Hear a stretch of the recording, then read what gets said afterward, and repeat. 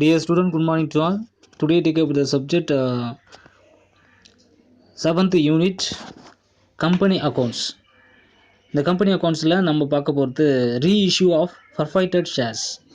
இந்த பர்ஃபைட்டட் ஷேர்ஸ் பொறுத்த வரைக்கும் என்னென்னா, இப்போது ஒரு நிறுவனத்தில் பங்குகளை வந்து எடுத்துட்டாங்க, பங்குகளை வாங்கிட்ட பிறகு அந்த பங்குகளை வந்து மறு வெளியீடு அப்படின்னு சொல்லுவாங்க. அதுதான் வந்து பார்த்திங்கன்னா ரீஇஷ்யூ. அது மறு வெளியீடு தான் ரீஇஷ்யூ. அந்த ரீஇஷ்யூ ஏன் வெளியிடுறாங்க அப்படின்னு பார்க்கும்போது, இப்போது ஃபார் எக்ஸாம்பிள் நம்ம வந்து ஒரு குறைந்த விலையில் நம்ம வந்து ஷேர்ஸ் வாங்கிட்டோம். குறைந்த விலையில் நம்ம ஷேர்ஸ் வாங்கிட்டோன்னு வச்சுங்க, அந்த ஷேர்ஸுடைய மதிப்பு வந்து அதிகமாக இருந்தாலும் சரி, கம்மியாக இருந்தாலும் சரி, இப்போது அந்த ரேட் ஆஃப் இன்ட்ரெஸ்ட்டுக்கு ஏற்ற மாதிரி நம்ம என்ன பண்ணுறோம், அந்த ஷேரை வந்து மறு வெளியீடு பண்ணும்போது குறைந்த விலையில் இருக்கிற ஷேர்ஸ் வந்து நான் அதிக விலையில் ஒருத்தர் கேட்குறாங்க, விற்கிறேன் அப்படின்னு சொல்லிட்டு அதிக விலையில் விற்கிறது தான் மறு வெளியீடு. ஓகேங்களா? அதுதான் வந்து என்ன பண்ணுறாங்க, ரீஇஷ்யூவாக பண்ணுறாங்க, ரீஇஷ்யூவாக மாற்றிக்கிறாங்க. ஒரு இடத்துல இருந்து என்ன பண்ணுறாங்க, மாற்றிக்கிறாங்க. இதை பார்க்கும்போது shares forfeited can be issued reissued by the company. அந்த ஒருபிழைப்பு பண்ணுறாங்க, ஒருபிழைப்பு செய்யப்பட்ட அந்த பங்குகளை வந்து மறு வெளியீடு செய்யக்கூடிய பங்குகள் ஒரு கம்பெனியில் பங்குகளை வெளியிடுறாங்க. The shares can be reissued at any price. அவங்க என்ன சொல்லிடுறாங்கன்னா, எனி ப்ரைஸில் அவங்க வந்து விற்கலாம் அப்படின்னு சொல்லிடுறாங்க. ஃபார் எக்ஸாம்பிள் ஒரு ஷேருடைய மதிப்பு வந்து 10 ரூபான்னு இருக்குன்னு வச்சுக்கோங்க. அப்போ அந்த 10 ரூபானா அந்த கால் பண்ணுறாங்கல்ல, அழைப்பு மணி அப்படின்னு சொல்லுவாங்க. அந்த கால் ஷேர்ஸ் அப்படின்னு சொல்லுவாங்க. கால் மூலிமா என்ன பண்ணுவாங்க, சார் நீங்கள் உங்களுடைய பங்குகளை எனக்கு தேவை, அப்போ பங்குகள் எனக்கு இப்போ உடனடியாக தேவைப்படுது, அதனால் நீங்கள் எவ்வளோ மணி சொல்கிறீங்களோ அதுக்கேற்ற மாதிரி நாங்கள் ஷேர்ஸ் வந்து வெளியிடலாம் அப்படின்னு சொல்லிட்டு அவங்க என்ன பண்ணுவாங்கன்னா, அந்த ப்ரைஸுக்கு ஏற்ற மாரி என்ன பண்ணுவாங்க, ஷேர்ஸை வெளியிடுவாங்க. But the reissue price cannot be less than the amount unpaid and perfected share. அதாவது ஃபஸ்ட்டு வந்து ஒரு ஷேரை வெளியிடும்போது அவங்களுக்கு மதிப்பு என்ன, ப்ரைஸ் வந்து லோ ப்ரைஸ்லாம் அவங்க கொடுத்துருவாங்கன்னு வச்சுக்கேன், ஃபிக்ஸ் பண்ணி கொடுத்துருவாங்க. ஆனால் இந்த ரீஇஷ்யூ பண்ணும்போது அவங்க வந்து மணியெல்லாம் பெய்ட் பண்ண மாட்டாங்க. மறுபடியும் கால் பண்ணி அழைக்கிறாங்கன்னா அது மறுபடியும் வந்து அவங்க பணத்தை வந்து கொடுக்கணும்னு அவசியம் கிடையாது. ஏன்னா ஒன் டைம் தான் அவங்க கால் மணியை வந்து என்ன பண்ணுறாங்க, அவங்க வெளியிட்டுறாங்க. செகண்ட் டைம் வந்து அவங்க வந்து இதை வெளியிட மாட்டாங்க.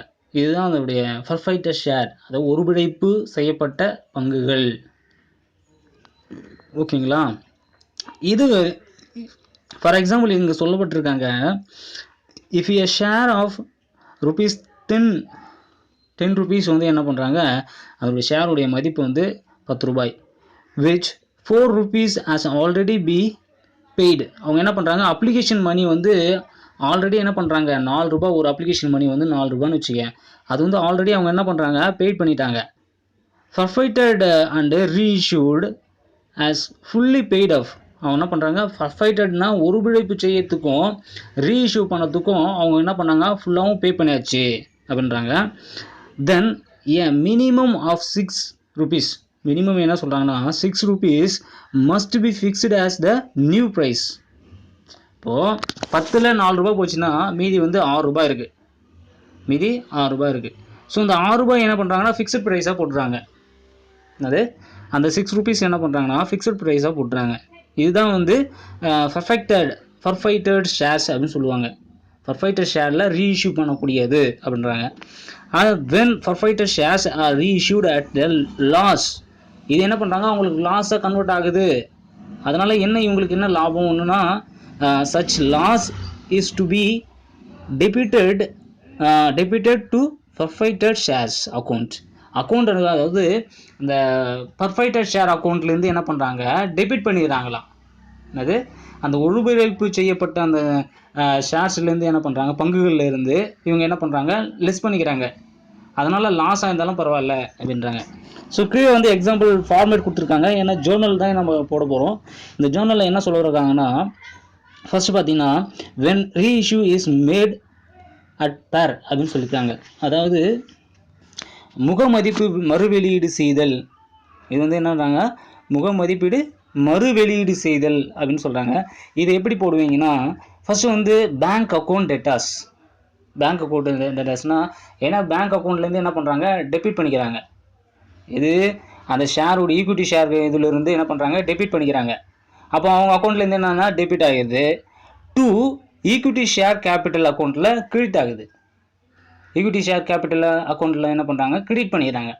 ஸோ இதுதான் வந்து when you reissue made at per அப்படின்னு சொல்கிறாங்க.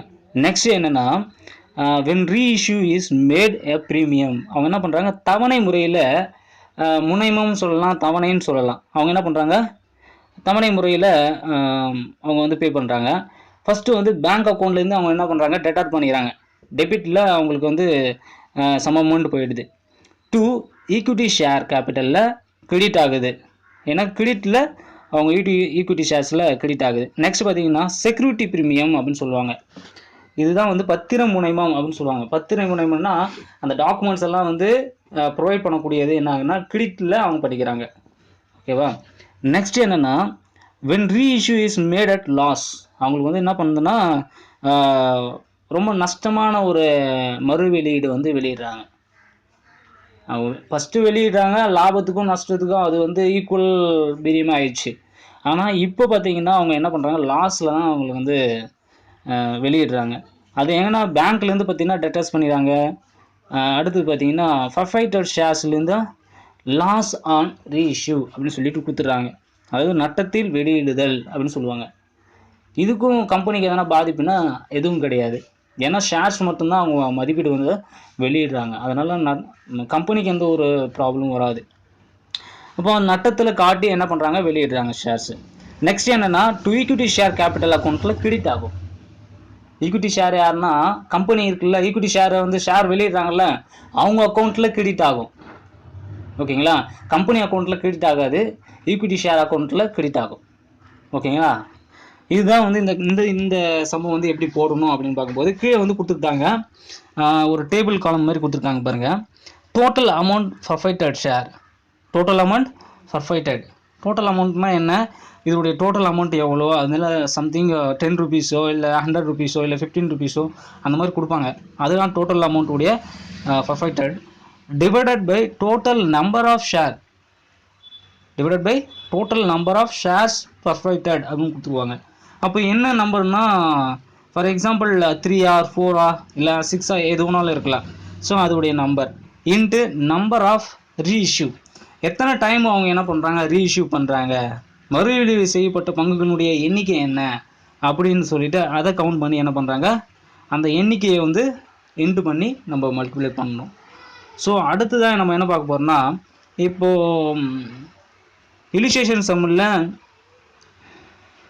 10th சம் நம்ம பார்க்கலாம். அவங்க என்ன சொல்ல வராங்கன்னா, ஃபஸ்ட்டு அணு கம்பெனி ஃபர்ஃபைட்டட் 200 ஈக்விட்டி ஷேர்ஸ். ஆனால் அணு கம்பெனி நிறுவனம் என்ன சொல்கிறாங்கன்னா 200 ஈக்விட்டி ஷேர்ஸ் வந்து வெளியிடுறாங்க. 200 ஈக்விட்டி ஷேர்ஸ் வந்து வெளியிடுறாங்க. அதாவது நேர்மை பங்குகள் அப்படின்னு சொல்லுவாங்க. ஈக்விட்டினா நேர்மை பங்குகள், அந்த பங்குகளை வெளியிடுறாங்க. தென் 10 rupees each issued at per held by Tyagu for non-payment of a final call of 3 rupees per share. அவங்க என்ன பண்ணுறாங்க, 10 ரூபாய்க்கு ஒரு முக மதிப்பீடு அப்படின்னு சொல்லுவாங்க.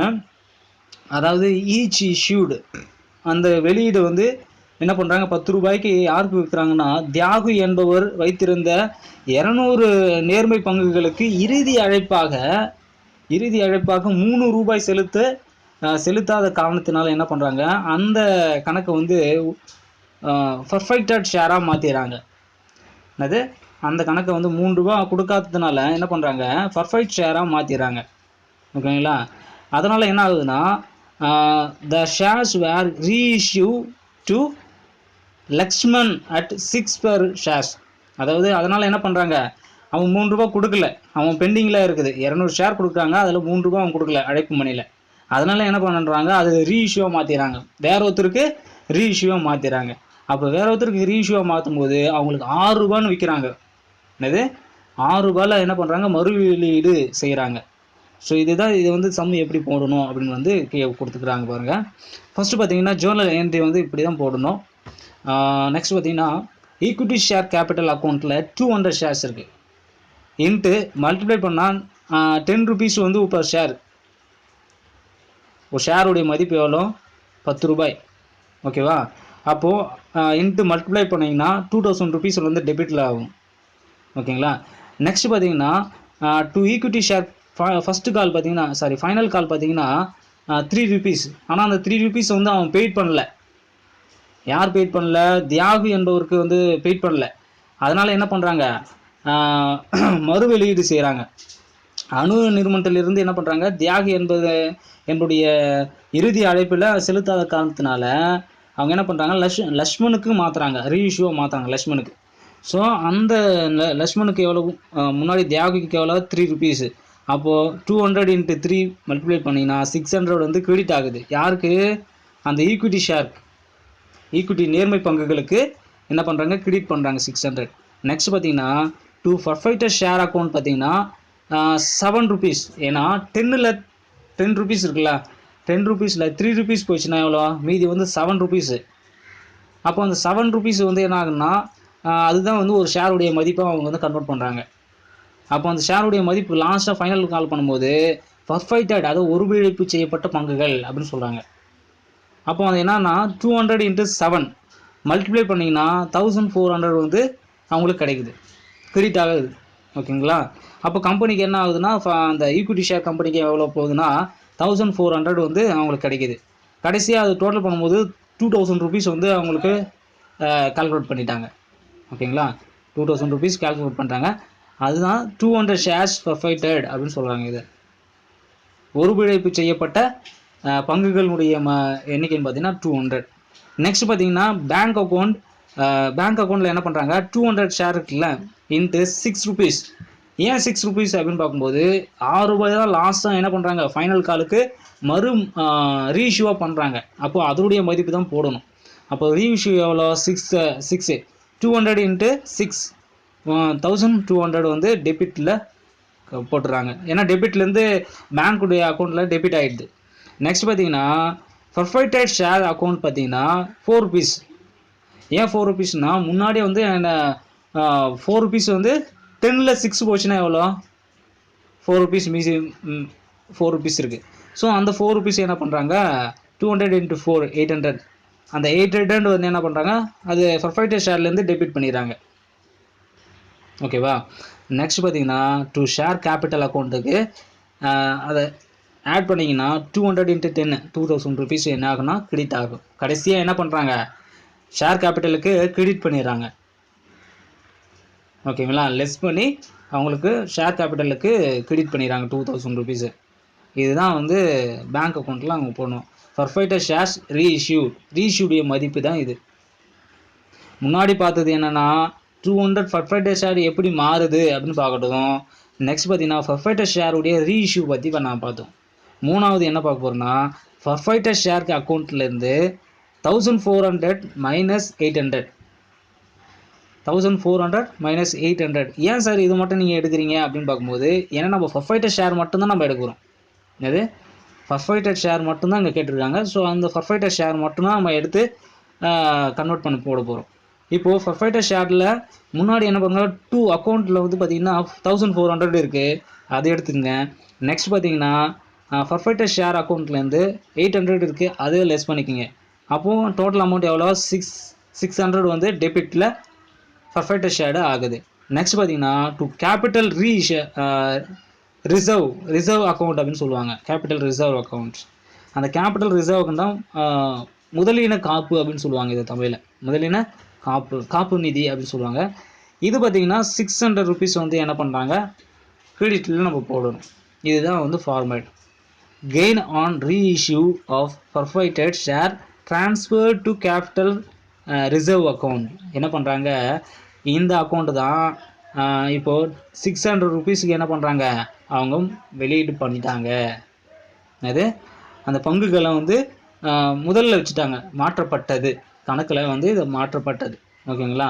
இதுதான் சம்மு. ரொம்ப ஈஸியானது, நீங்கள் வந்து போட்டுக்கலாம். இதே ஃபார்மேட் தான் என்ன பண்ணுறாங்கன்னா எல்லா இதுலேயும் வரும். ஓகேங்களா? அப்போ அந்த 4th 10 12 13 14 இது எல்லாமே ஒரே சேம் மெத்தட் தான். ஸோ அதை நீங்கள் போட்டுக்கலாம். தேங்க்யூ.